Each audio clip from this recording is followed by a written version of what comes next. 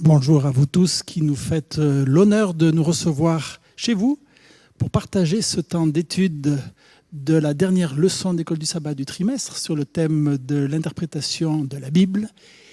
Et je vous rappelle que vous êtes invités à participer en posant des questions qui vont être projetées sur l'écran qui est devant.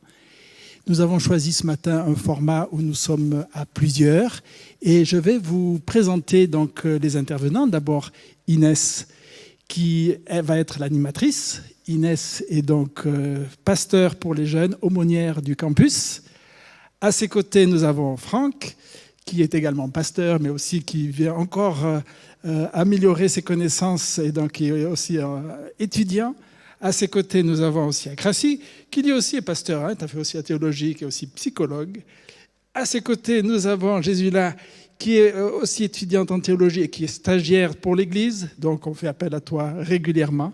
Et enfin, encore un pasteur, donc ce matin on est très gâtés, Eric, qui est aussi le mari d'Inès et qui nous fait le privilège d'être avec nous aussi ce matin. Nous avons également cet après-midi une réunion particulière. C'est un début de trimestre, donc la semaine prochaine, nous étudierons ce thème-là, se faire des amis pour Dieu, la joie de participer à sa mission. Et Roland Meyer a accepté d'introduire donc ce thème à 15h ici sur place. Donc ça sera rediffusé sur la chaîne YouTube du campus, mais aussi sur la chaîne YouTube de la Suisse romande, donc de la Fédération adventiste de Suisse romande. Donc vous pourrez la suivre sur ces deux canaux-là. Et donc soyez nombreux, vous pourrez également participer à ce moment-là. Nous avons aussi l'habitude de prier pour ce temps d'étude, prier aussi pour vous, internautes. Et c'est Eric qui a accepté de nous conduire dans ce moment de prière. Prions ensemble.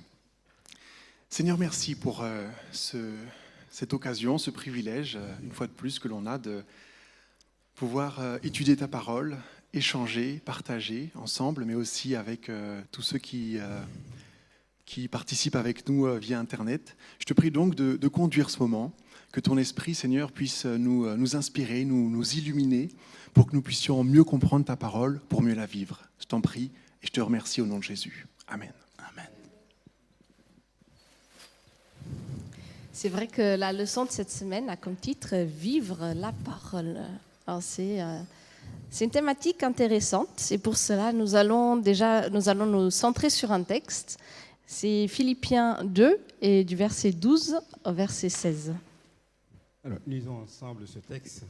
Philippiens chapitre 2, versets 12 à 16. Ainsi, mes bien-aimés, comme vous avez toujours obéi, non pas seulement en fonction de ma présence, mais d'autant plus maintenant, et non en mon absence, mettez en œuvre votre salut avec crainte et tremblement. Car c'est Dieu qui opère en vous le vouloir et le faire pour son bon plaisir. Faites tout sans maugréer ni discuter, pour être irréprochable et pur, enfant de Dieu sans défaut au milieu d'une génération perverse et dévoyée, dans laquelle vous brillez comme les lumières du monde, en portant la parole de vie. Ce sera une fierté au jour du Christ. Ainsi, je n'aurais pas couru en vain. Je ne me serais pas donné de la peine en vain. Merci. C'est vrai que la première partie de ce chapitre va parler des motivations acceptables à la vie de service en ayant les mêmes sentiments que nous pouvons trouver en Jésus-Christ, l'amour, l'humilité. Et les versets que nous allons étudier aujourd'hui vont parler de l'œuvre à accomplir. Par rapport à ce verset 12, alors je le divise en deux parties. Cette première partie, je vais la lire ainsi. « Mes bien-aimés, vous qui avez toujours été obéissants, soyez-le non seulement en ma présence, mais bien plus maintenant en mon absence. » Pourquoi Paul aurait-il besoin de dire ceci aux Philippiens? À votre avis? Cela voudrait dire sans doute que lorsque Paul n'est pas là, peut-être les choses se passent différemment. Oui. Ouais, et puis je pense qu'il a voulu aussi les encourager quelque part. Parce que, un peu comme ce que dit Bernard, s'il était présent, il pouvait être présent, les encourager, être proche d'eux. Puis maintenant qu'il n'est plus là, peut-être que les gens peuvent être découragés ou se poser des questions.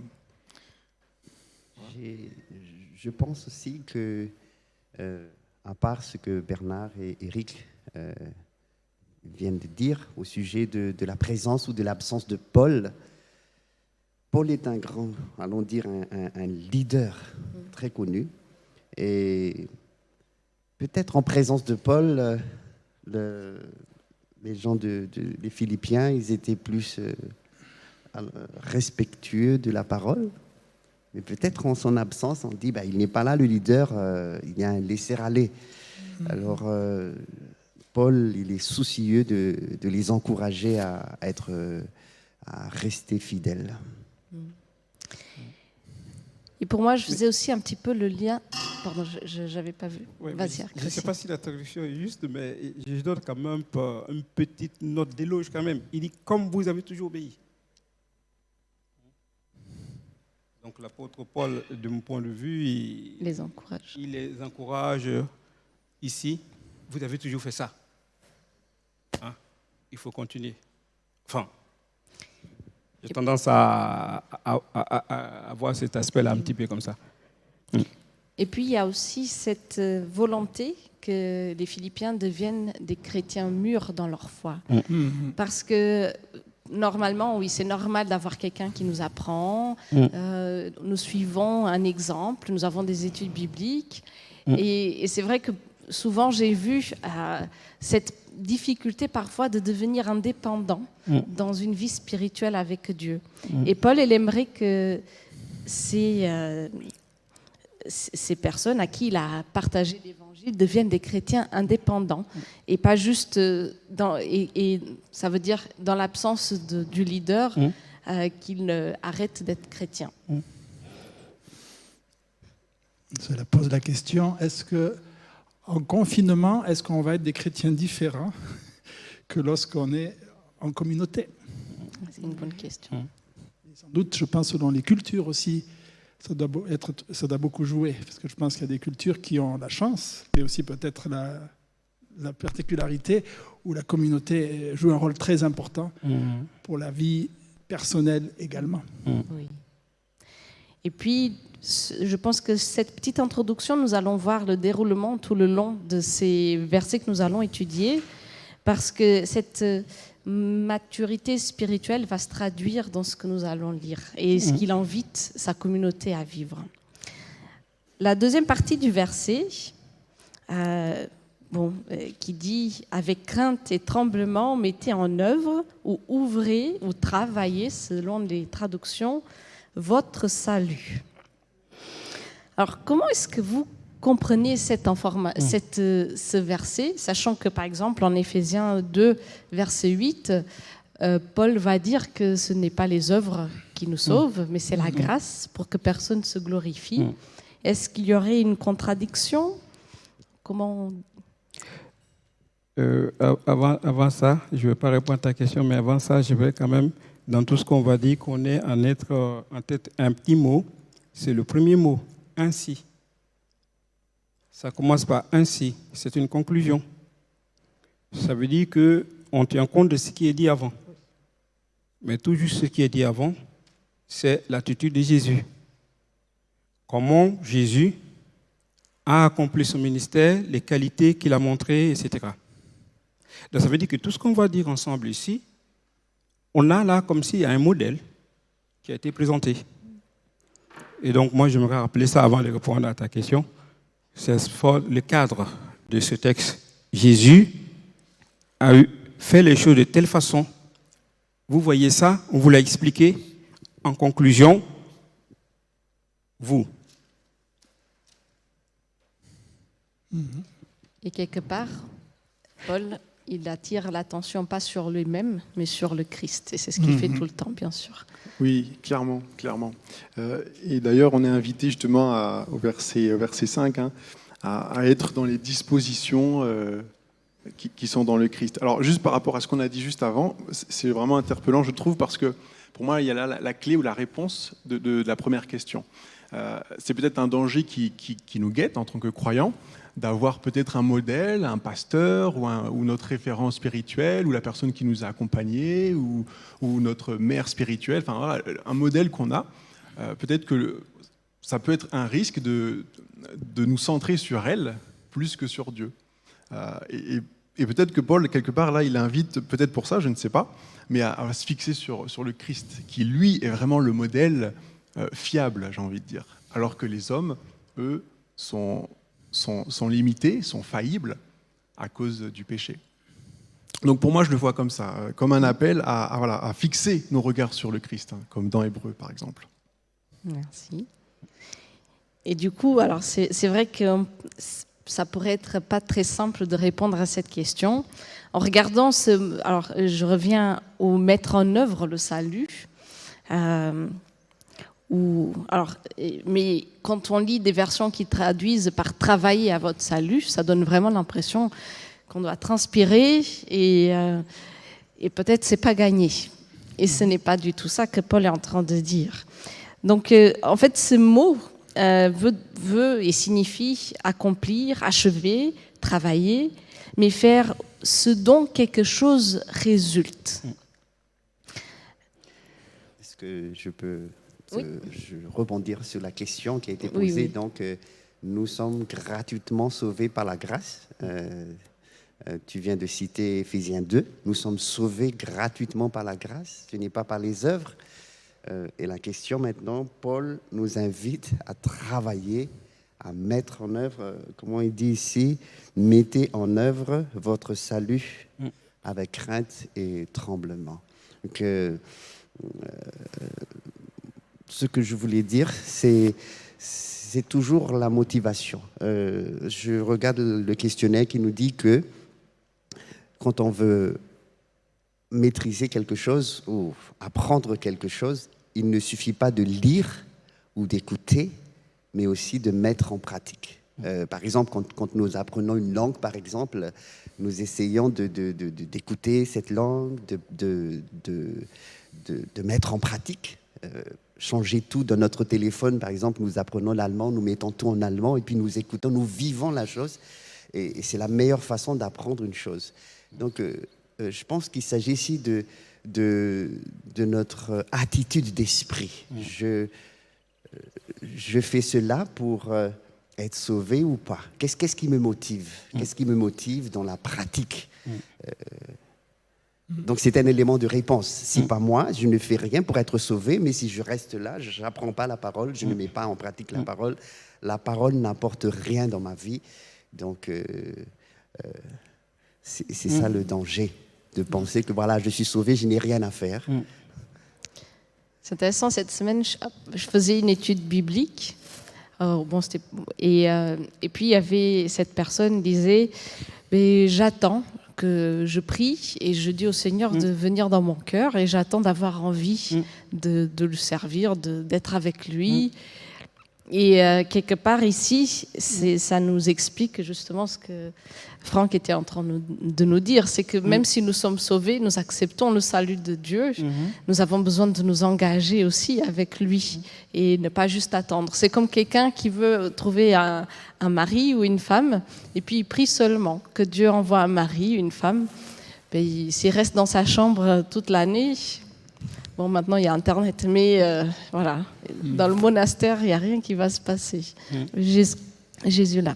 Oui, donc je voudrais mettre l'accent sur ce que dit Paul. Il dit travailler à votre salut. Je pense que ce serait dans un sens où, de façon, avoir une posture où vraiment on est conscient qu'on est déjà sauvé par la grâce et que là, ça doit être fluide dans notre vie d'avoir un comportement qui reflète ce salut que nous avons déjà en Jésus-Christ. Et cela me touche d'autant plus quand Paul, en tant qu'autorité spirituelle, invite aux Philippiens à non seulement avoir un certain comportement positif quand il est là, mais encore plus, il insiste dessus en disant, soyez encore plus, comportez-vous encore mieux quand je ne suis pas là. Parce que la question qui se pose, c'est quel genre de personne que je suis quand personne ne me regarde? Quel genre de personne que je suis? Quel masque que je peux porter quand il n'y a personne? L'apôtre Paul les invite un peu à se demander, à s'interroger sur leur maturité spirituelle. Ce qu'ils sont quand leur chef spirituel, la personne qui représente l'autorité spirituelle pour eux, n'est pas là. Et c'est quand même une question assez importante parce que on peut refléter Dieu à un moment donné quand tout le monde est avec nous, mais qu'est-ce qu'on est quand personne n'est là? Merci. Est-ce que je peux rajouter quelque chose? Oui, bien sûr. Travailler, bon, il y a déjà une question là qui j'ai vu. On y arrivera. qui est écrite. Yves nous dit « Crainte et tremblement, l'amour serait composé de ces deux éléments ». Je voudrais revenir sur cette question, mais avant cela, on nous a dit que nous sommes gratuitement sauvés. Est-ce que le fait de ne pas prendre au sérieux la parole aura des conséquences sur notre salut alors? C'est ça l'inverse de la question. Est-ce que si moi je n'étudie pas ça sincèrement, je ne mets pas en pratique, est-ce que par conséquent ça aura des conséquences? Et je reviens sur ce qui a été étudié dans notre leçon numéro 12, et Jean-Luc Roland disait la semaine dernière, nous devons venir devant la parole avec une attitude d'apprentissage, non pas pour harceler le texte, mais pour apprendre ce que le texte... Parce que le texte dit, si j'exerce une torsion sur le texte, ça va avoir une conséquence, la perdition. C'est le texte qui nous le dit la semaine dernière. Il y aura donc une conséquence si je ne prends pas au sérieux, si je ne laisse pas le texte dire ce que le texte a à dire. Parce que le texte ne se laisse pas faire aussi. Et donc ici, Paul, il dit, attention, crainte et tremblement.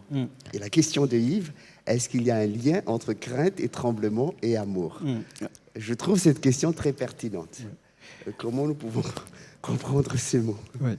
Peut-être avant de répondre à ça, parce que la question qu'on discute, c'est le croire et le faire. Est-ce qu'il y a opposition entre le croire et le faire? Dans le texte ici, au verset 13, il dit « C'est Dieu qui opère en vous le vouloir et le faire, par son bon plaisir. » Donc, en même temps, la foi vient de Dieu, mais la motivation pour faire le bien vient de Dieu aussi. C'est une bonne nouvelle.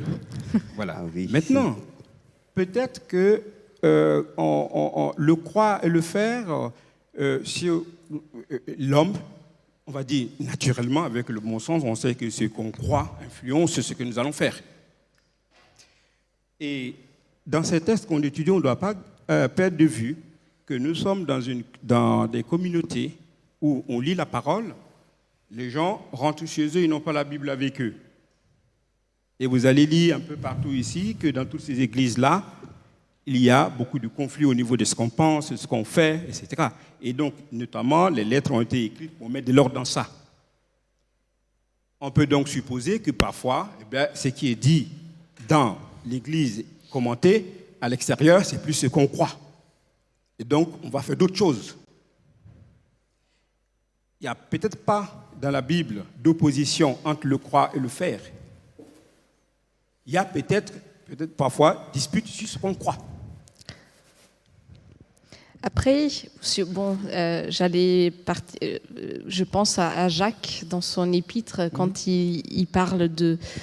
Bon, finalement, c'est aussi le texte clé de notre semaine. C'était « Mettez en pratique la parole et ne vous bornez pas à l'écouter en vous trompant vous-même par des faux raisonnements. » Et donc, quelque part, croire, c'est une première étape. Mais si je crois, c'est cette foi que j'ai va agir dans mon cœur et va transformer qui je suis. Et donc, qui je suis, qui se traduit par mes actions, mes comportements, sera aussi transformé. Et c'est ce que Jacques essaie de dire et puis d'expliquer au long de son épître. Oui, attends. Et ce texte que tu as lu, il a dit, ne vous trompez pas de faux raisonnements. D'accord ? Le faux raisonnement, c'est quoi ? Ce sont ces fausses idées qu'on a, ces fausses croyances qu'on a à côté de la parole qui vient bousculer. Donc, voilà, donc du coup, c'est très bien ce que tu as dit, parce que les gens, ils écoutent la parole, mais après, ils croient autre chose. Ils vont discuter pour croire. Hein, et l'apôtre Paul dit, écoutez la parole, mettez-la en pratique. Et ces faux raisonnements, parfois, ça peut être aussi notre volonté de ne pas faire ce que la parole dit, parce que c'est difficile, parce que nous avons des blocages, et parfois c'est cela aussi. Alors je sais que Franck voulait parler. Bernard, excusez-moi. C'est Bernard, pardon. Je voulais dire deux choses. D'abord, lorsque je désobéis, c'est que je manque de foi. Parce que ça veut dire que je ne crois pas que ce que Dieu m'a offert comme programme soit le meilleur pour moi. Donc il y a vraiment un lien très direct entre la foi et le faire, et que ça ne s'oppose pas, au contraire. Si je crois que Dieu m'aime et veut le meilleur pour moi, eh bien, il y aura des résultats d'obéissance. Et puis donc nous avons cette question de Yvan. Vas-y, je te laisse. Je voulais d'abord parler de la première question, parce qu'on ne l'a pas abordée. D'accord. Et cette crainte et tremblement. Alors c'est pas facile, mais c'est vrai que je voulais juste utiliser un commentaire qui disait que cela était utilisé pour décrire l'anxiété de quelqu'un qui se méfie de son aptitude à remplir toutes les exigences, mais fait religieusement tout son possible pour accomplir son devoir. Et ces deux mots viennent ensemble à plusieurs reprises dans le Nouveau Testament. Donc c'est une paire, et c'est une manière d'exprimer finalement ce que je viens de lire. Alors, comment alors est-ce qu'on pourrait comprendre cette crainte et tremblement à la lumière de cette explication ? Si vous voulez, je peux la relire. Je voulais intervenir sur la notion de crainte. Donc la crainte, c'est certainement pas la peur. Ce serait plutôt le respect, la prise de conscience. Parce que dans 1 Jean 4, verset 18, l'amour bannit la crainte. Donc, il ne peut pas avoir de crainte qui exprime la peur, mais le respect. Et dans ce fonctionnement, l'amour, d'ailleurs, la question c'était crainte et tremblement. Est-ce que l'amour serait composé de ces deux éléments ? Bien sûr, parce que l'amour a toute sa place, justement. L'amour surmonte cette crainte et tremblement. Tout doit être basé sur l'amour pour Dieu. D'ailleurs, quand on aime Dieu, le comportement va découler automatiquement. Parce que notre Dieu n'est pas un Dieu tyran, mais c'est un Dieu amoureux, un Dieu d'amour. Et puis... Est-ce que je peux aller dans ce sens-là aussi ? Donc, ce n'est pas une crainte morbide, la peur, mais quand on dit on aime quelqu'un, eh bien, on ne trahit pas cette personne. Et c'est comme une forme de crainte, mais c'est ayant l'amour à la base. Et là, je pense à un texte qui se trouve dans Proverbes, un texte qui m'a beaucoup fait réfléchir pendant des années, j'aimerais partager avec vous. C'est un texte qui se trouve dans Proverbes chapitre 28, le verset 14. Le verset 13 dit comme ça, « Celui qui avoue et qui délaisse obtient miséricorde. »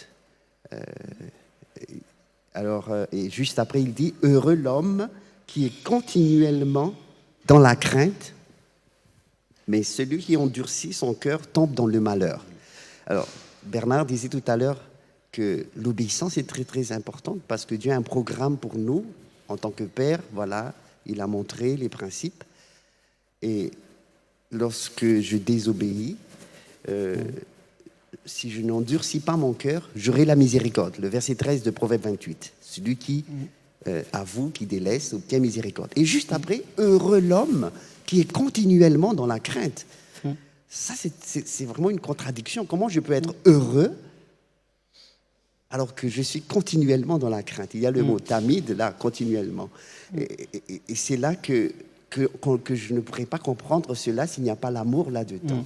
Comment je peux être heureux si je suis en train d'être dans la palpitation, j'ai peur. Mais si j'aime constamment, si mon cœur déborde d'amour, eh bien, je peux être heureux. Tu veux dire quelque chose, Oui, Éric? clairement, je suis tout à fait d'accord avec ce que tu dis. Et par rapport à ce qu'a dit Inès, quelqu'un qui se méfie de son aptitude à remplir toutes les exigences. Ça veut dire, pour moi, c'est reconnaître mon indigence spirituelle, ma pauvreté spirituelle. Le fait que sans Dieu, je ne peux pas y arriver. Il faut aussi le dire, je crois. La vie spirituelle n'est pas facile. Il y a des hauts, il y a des bas. Et ça, c'est le commun des mortels, j'ai envie de dire. Mais là où je trouve beau, justement, la parole de Dieu et ce que Dieu fait dans nos vies, c'est que, justement, on n'est pas tout seul. Comme l'a dit Akrasia tout à l'heure, c'est Dieu qui opère en vous le vouloir et le faire. Et dans Romains 12, verset 2, Paul nous invite justement à nous laisser être renouvelés dans notre intelligence. Ça, c'est extraordinaire. Souvent, on veut travailler pour Dieu. Souvent, on veut travailler pour Dieu, on veut œuvrer pour Dieu, on veut faire plein de choses pour Dieu, et c'est honorable. Mais je crois que Dieu veut davantage travailler en nous, plutôt que nous de travailler pour lui. Il y a souvent cette idée qui revient dans la Bible, de se laisser conduire, de se laisser renouveler, de marcher par l'Esprit. Donc, plus que de travailler pour Dieu, je crois que c'est Dieu qui juste nous demande de le laisser travailler en nous. Et à travers nous. Akrasia. Oui, si la notion de crainte est tremblement, je veux juste préciser que d'une manière générale, les états émotionnels ne sont pas négatifs à 100%. Il y a l'aspect positif de la peur, de la crainte, de la tristesse. Pour le dire simplement, peut-être on dira ici, c'est l'attitude qui consiste à ne pas être négligent de manière à donner le meilleur. Comme ça, pour ne pas rester trop dans d'autres choses compliquées. Mais juste ça, donc tu sers Dieu d'une telle sorte que tu n'es pas négligent dans ta façon de faire pour être performant. Dans ce sens que si on est négligent, il y aura des dangers, etc., d'où la peur. Donc on pourrait dire ici, c'est la crainte positive qui me permet d'être attentif dans ce que je fais. Et là, on n'est pas dans quelque chose qui est, on va dire, pathologique, négatif, mais plutôt ce qui donne l'énergie. Voilà. Peur, négligence. Je ne suis pas négligent dans ce que je fais vis-à-vis de Dieu. Je donne le meilleur de moi-même. Et je pense que c'est ce qu'on essaie d'exprimer ici. C'est comme ça que je pense la chose. Et là, ça rejoint tout ce qu'on est en train de dire. Ça nous permet de dire quand même que le Dieu que nous avons, ce n'est pas un Dieu de peur. Ce n'est pas un Dieu, et là, on dit tout ce qu'on a dit, l'amour supprime la crainte. Et c'est comme ça que Dieu se présente vis-à-vis de nous.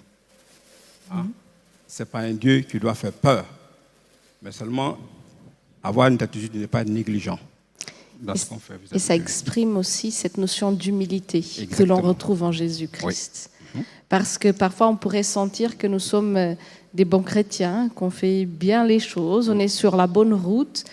Et là, on pourrait ne plus être dans la crainte et dans le tremblement. Ça veut dire, est-ce que de me remettre en question et de vouloir continuellement accepter ce Dieu qui travaille en moi. Donc c'est cet appel aussi à l'humilité. Après, on a déjà parlé un petit peu du verset 13, qui dit « Car c'est Dieu qui fait en vous et le vouloir et le faire selon son dessein bienveillant ».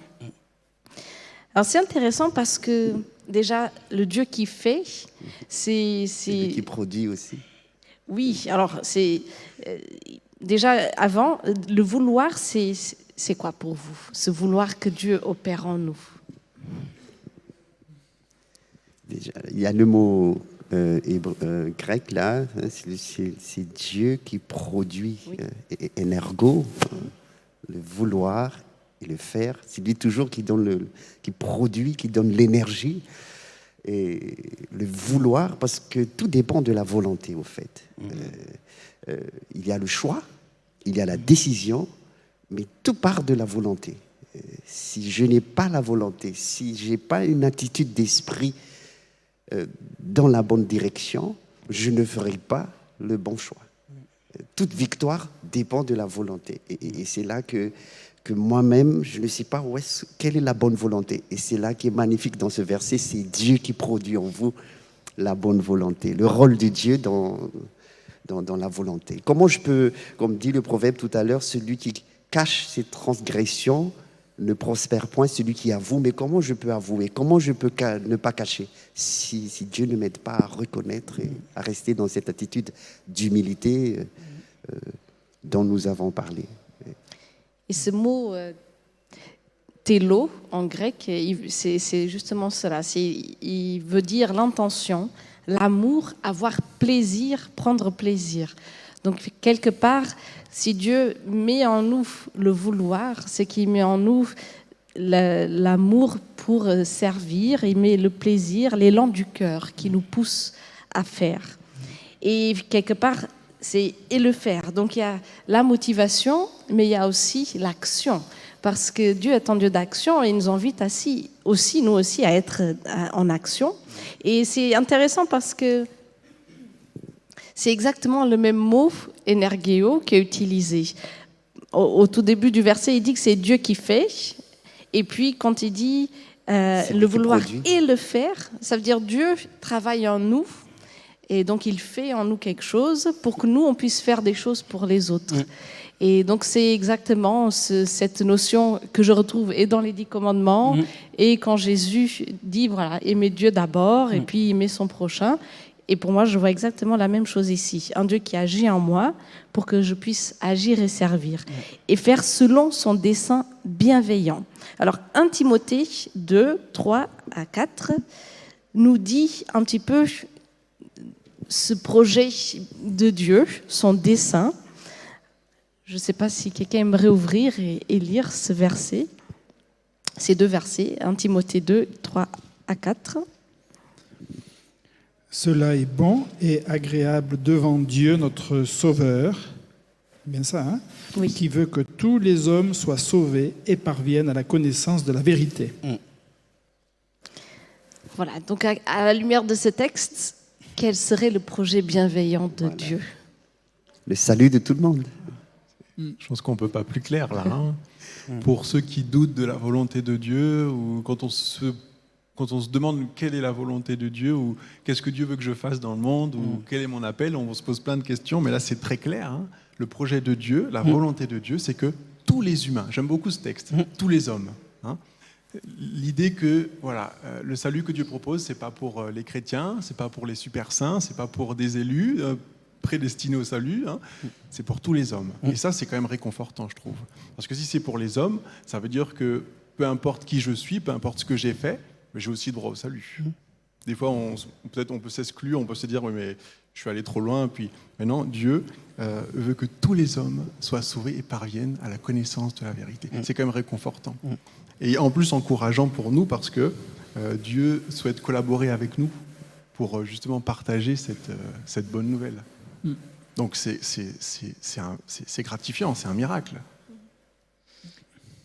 Je voudrais juste mettre l'accent sur le fait que Dieu offre le salut à tous les hommes, mais Dieu en même temps laisse ce libre arbitre à chacun de choisir ce salut, de choisir cette proposition, parce que notre Dieu est un Dieu d'amour qui ne va pas nous forcer à faire les choses, qui va respecter notre façon de voir. Donc, d'où l'importance de se lâcher prise, de se laisser bercer par ce Dieu d'amour pour qu'il puisse mettre en nous le vouloir et le faire selon son bon plaisir. Est-ce qu'on peut répondre à cette question aussi? Tu aimerais répondre? Donc, Ivan nous pose la question, travailler à votre salut ne serait-ce pas la GCV, la gestion chrétienne de la vie? Qu'est-ce que nous entendons par gestion chrétienne de la vie? Moi, je peux dire, à mon niveau, peut-être, c'est, voilà, j'ai ma vie, mon temps, mon argent, quoi d'autre aussi? Mon temps, mon argent, mes talents. Est-ce que quand je gère bien, une question de gestion, mon temps, mon argent, mes talents, pourquoi pas aussi les conseils que Dieu m'a donnés en tant que père, dans la Bible. La bonne gestion de tout ça, est-ce que, si je comprends comme ça la question, est-ce que quand je fais cette bonne gestion, je travaille à mon salut? Vous êtes d'accord? Moi, je crois aussi personnellement. Parce que, bon, comme on a mentionné, par exemple, les 10 commandements. Voilà, si on prend ça comme quelque chose que j'ai reçu, mais dans chaque commandement de Dieu, on voit qu'il y a des promesses. Il y a des promesses. Et donc, si je gère bien cela, eh bien, ça collabore pour mon salut. Et ça fait partie de la volonté de Dieu, cette volonté universelle de Dieu, que tout le monde soit sauvé. La bonne gestion de mon temps, eh bien, concourt vers mon salut aussi. Le contraire entraînerait peut-être le rejet de Dieu. Et c'est aussi un produit du salut. Vas-y. Alors, je ne sais pas si on va revenir sur les versets 15, 16. Oui, on y arrive. D'accord. OK. Sinon, je pense qu'il y a un élément dedans qui peut nous aider dans ce qu'on est en train de dire. Oui, juste pour intervenir sur le fait, sur la question travailler à notre salut, il faut qu'on soit très vigilant à ne pas penser que ce qu'on pourrait faire va nous donner le salut, parce que ce salut, on l'a déjà.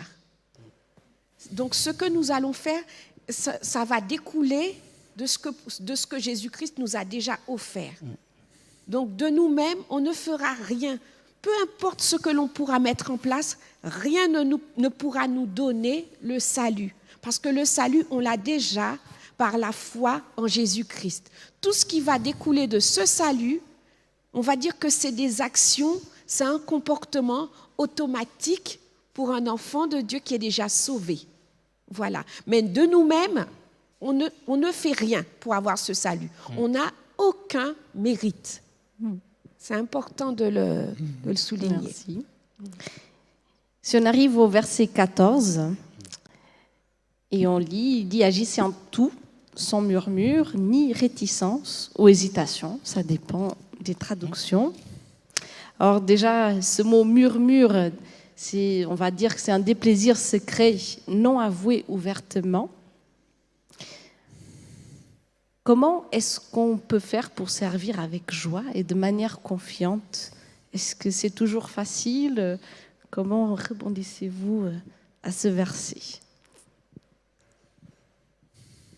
Moi, je reviens toujours à l'attitude d'esprit et à la motivation. C'est vraiment notre caractère. Ma pensée, pourquoi je fais quelque chose, nous avons dit que c'est Dieu même qui agit en moi, c'est lui qui fait. Si ma pensée, si mon attitude, elle n'est pas bonne, si ma motivation n'est pas motivée par l'amour, eh bien, finalement, la conséquence n'est pas bonne aussi. Alors, murmurer. Pourquoi je murmure? Pourquoi je maugrée quand je fais quelque chose? C'est qu'il y a un problème à la base. Parce que si c'est Dieu qui a produit en moi ce vouloir et le faire, pour lui obéir, pour faire sa volonté, pour gérer ma vie. Si c'est lui qui est à la base, c'est lui qui... Mon attitude, mon intelligence a été, comme Eric a souligné tout à l'heure, a été renouvelée par Dieu. Comment se fait-il que je murmure ou je maugrée quand quand je fais quelque chose pour Dieu, à la demande de Dieu? Ça part de la motivation. Si mon cœur déborde d'amour, eh bien, comment se fait-il que je maugrée ou je murmure? Parce qu'il y aura des actes, il y aura du faire là-dedans. Mais on sait que c'est l'être même. C'est Dieu qui l'a fait. C'est Dieu qui fait en nous ces lettres. Parce que s'il n'y a pas de faire, moi je crains, personnellement, s'il n'y a rien qui se produit, c'est que est-ce que je dois me poser des questions? Est-ce que je suis vraiment en communion ou comme le mot qu'on a dit au début, est-ce que j'ai laissé Dieu faire? Bernard? Oui, donc murmure, hésitation, normalement, ça ne devrait pas exister. Mais dans la vie réelle, ça existe par moments. Et c'est une lutte, justement, ce combat de la foi, de se dire, OK, le thème de cette semaine, c'est vivre par la parole. Est-ce que je vais accepter ce que le programme de Dieu, est-ce que je vais accepter ce vers quoi il veut me conduire, même si ça ne me paraît pas ce que j'ai envie, même si ça me paraît désagréable. Il faut faire le pas pour découvrir après que c'était vraiment super et qu'il y a une paix qui vient une fois qu'on a pu faire ce pas-là. Gracie. Oui. Maugréer, discuter, ça donne le sentiment quand même que les murmures, tout ça, il y a des frustrations, les choses ne tournent pas rond comme il faut. Mais dans le texte ici... Je rappelle que pour ceux qui nous ont rejoints, que c'est dans Philippiens 2, verset 14 maintenant. Hein, oui. Ouais. 14, oui. Mais dans le texte ici, il dit que vous vivez au milieu d'une génération perverse et dévoyée. C'est-à-dire que le projet de Dieu, je vais l'accomplir dans un monde qui est comme ça. Donc mes frustrations vont venir de ça aussi. Parce que la génération perverse et dévoyée, ce n'est pas une génération qui vit selon ce que Dieu demande. Donc je suis amené à vivre la foi, pratiquer le salut, etc., dans un monde qui est imparfait. Vivre normalement dans un monde qui n'est pas normal. Et c'est ça. Ce sont ces défis-là, à mon avis aussi, qui jouent un rôle ici par le fait que le chrétien peut finalement être en colère. Ça ne marche pas. Et nous, ici, on peut citer des choses. Je vais évangéliser, ça ne marche pas.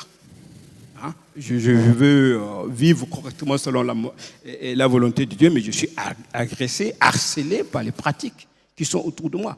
Donc je peux me retrouver à être frustré, à vouloir baisser les bras, etc. Et l'apôtre Paul dit, travaillez à votre salut dans ces conditions-là, eh bien, Dieu crée en vous le vouloir et le faire selon son bon plaisir. Aller de l'avant. Donc, on est amené à faire des choses justes dans un monde injuste. Et on sera frustré des fois. Éric ? Oui, je voulais rebondir du coup par rapport à ce que vous venez de dire, Bernard et Akrassi. Quand je lis les psaumes, je suis toujours émerveillé de voir le cœur à cœur que les psalmistes ont avec Dieu.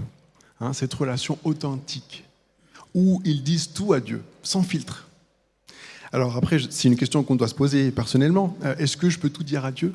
Ou est-ce que, justement, j'ai des murmures, des choses non avouées ouvertement, c'est-à-dire des choses que je n'ose pas dire à Dieu, en fait. Peut-être que ça va l'énerver, peut-être qu'il va me rejeter, je ne sais pas. Mais voilà, je crois qu'on est appelé à vraiment avoir une relation authentique à Dieu, avec Dieu. À pouvoir lui dire ce qu'on a sur le cœur. Si c'est de la colère, si c'est de la rancœur, si c'est de la souffrance. Alors, on ne doit pas vivre comme ça avec Dieu, mais si c'est là, il faut qu'on puisse lui exprimer ces choses pour que, justement, on puisse, comme dit le psaume 100, verset 2, servir l'Éternel avec joie. Donc, je crois qu'il y a peut-être là ici une clé, l'authenticité avec Dieu. C'est elle, je pense, qui peut nous conduire à justement ce service où on est épanoui et où on peut servir Dieu avec joie, malgré les forces contraires. Et en étant authentique, et en même temps, Dieu ne veut pas qu'on reste dans cet état d'esprit, parce qu'il sait que ce n'est pas positif pour nous. Et donc, il ne faut pas qu'on cultive un état d'esprit plaintif, mais si on a des choses difficiles dans notre vie, nous sommes invités par Dieu à venir ouvrir notre cœur et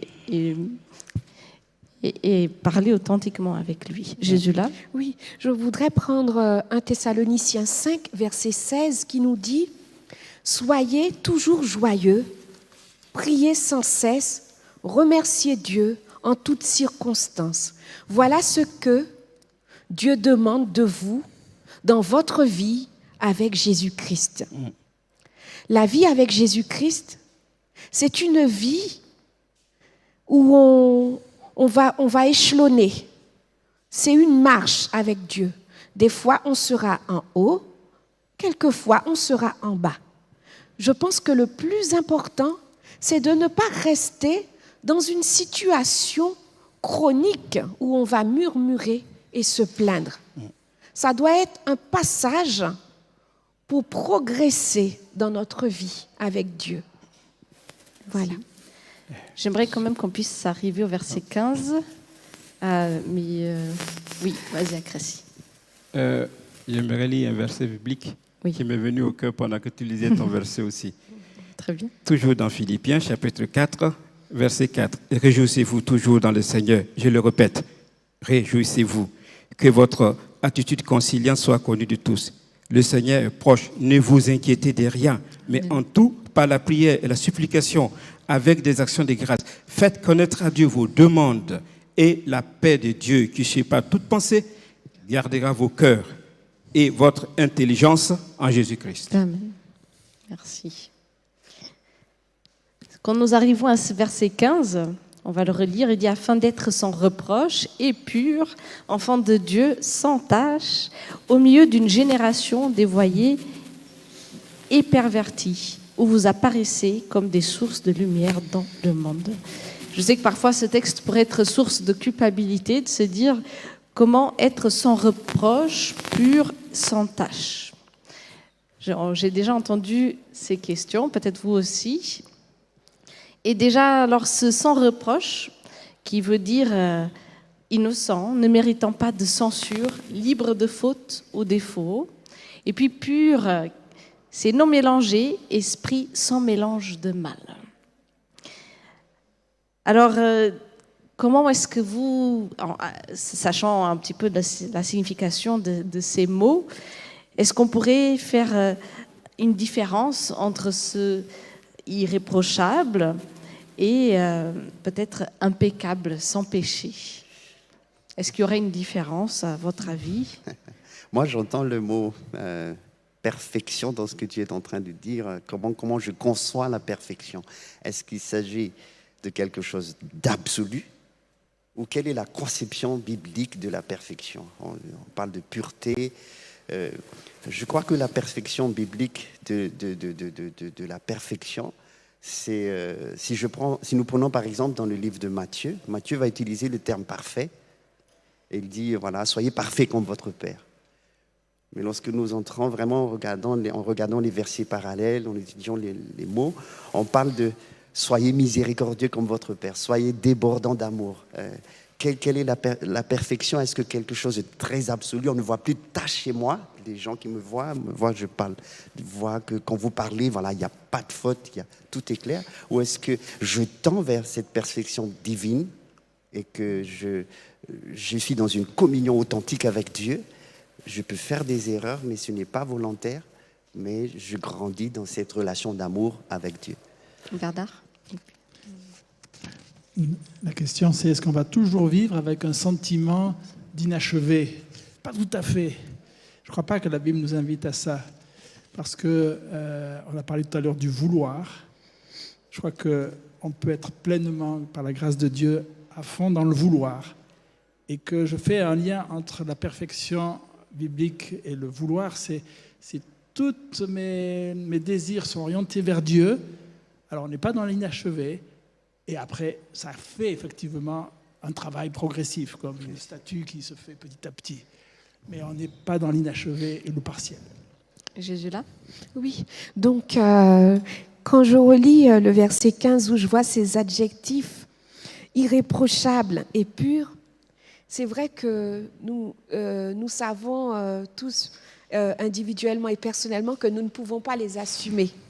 Justement, si nous arrivons à les assumer, c'est que nous n'avons rien compris à ce que Jésus-Christ est venu faire sur cette terre, à ce don gratuit que Dieu nous offre. Et je pense qu'en quelque part, c'est normal que nous ne puissions pas les assumer, puisque c'est la perfection totale.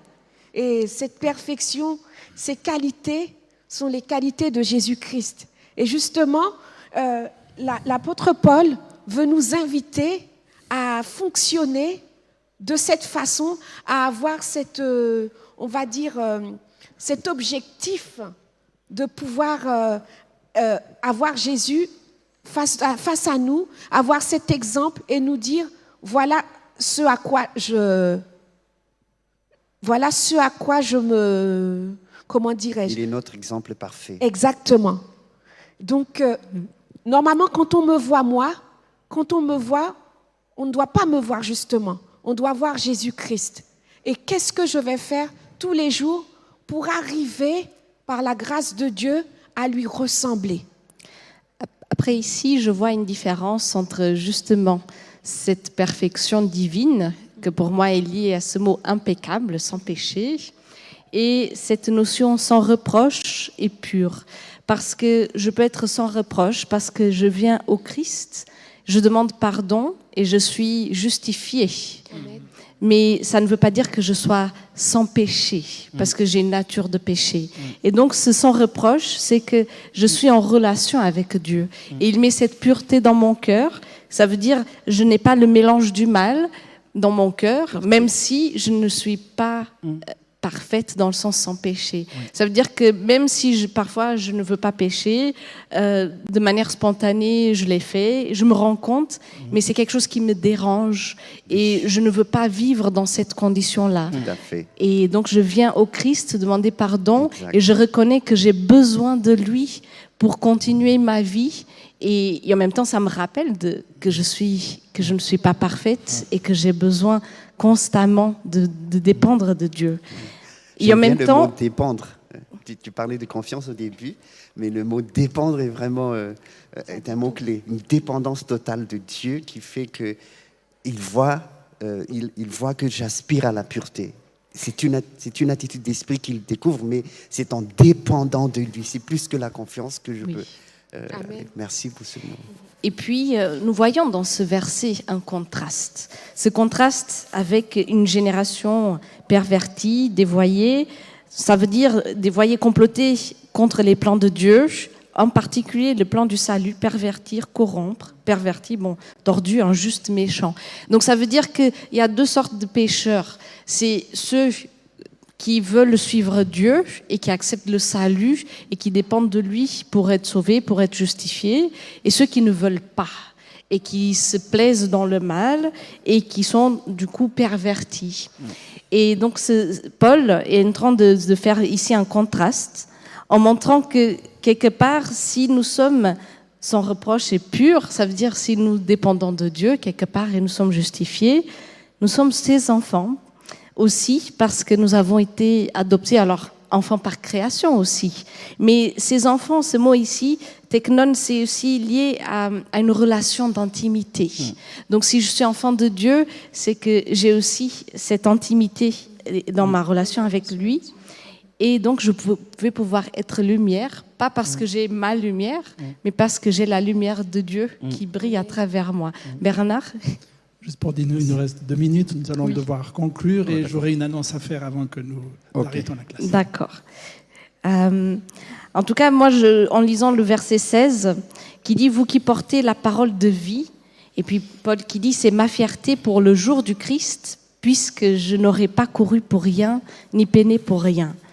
C'est vrai que la plus grande joie d'accompagner aussi quelqu'un et de l'amener au Christ, c'est de voir cette personne s'engager profondément, de la voir avancer et d'être sauvée, d'accepter ce salut. Et donc, oui, nous sommes invités à porter en nous et aux autres la parole qui vit, qui agit, qui est transformatrice. Et si nous décidons de la vivre, quelque part, ce n'est pas juste d'accepter le salut, mais c'est de s'inscrire dans une aventure avec Dieu en nous laissant guider par l'Esprit, malgré nous et nos imperfections, qui rappellent constamment notre besoin de dépendre de Dieu. Amen. Merci beaucoup Inès de nous avoir conduits dans ce moment d'étude pour terminer ce trimestre. Je salue aussi les personnes qui sont assises dans la salle. Je salue aussi les personnes qui nous ont rejoints au cours de cette séance d'école du sabbat. Je vois que vous êtes nombreux, très nombreux connectés. Et merci de participer avec nous à ce moment d'étude. Je vous rappelle que cet après-midi, nous allons introduire le nouveau trimestre. C'est Roland Meyer qui est donc notre invité, qui a accepté d'introduire le thème « Se faire des amis pour Dieu, la joie de participer à sa mission ». Dire également que pour le prochain trimestre, nous avons fait le choix suivant en termes d'animation. Lorsque ce sera un des professeurs de théologie qui sera l'animateur, ça sera le format à 2 personnes, donc le professeur et un modérateur. Et dans les autres cas, les pasteurs ou certains membres donc, de la classe, ça sera une formule à 5 ou 6 personnes comme ce matin. Merci donc à vous tous d'avoir été présents ce matin. Ça a été un moment qui m'a nourri et j'espère que ça nourrit aussi chacun d'entre nous. Bon sabbat à vous. Merci.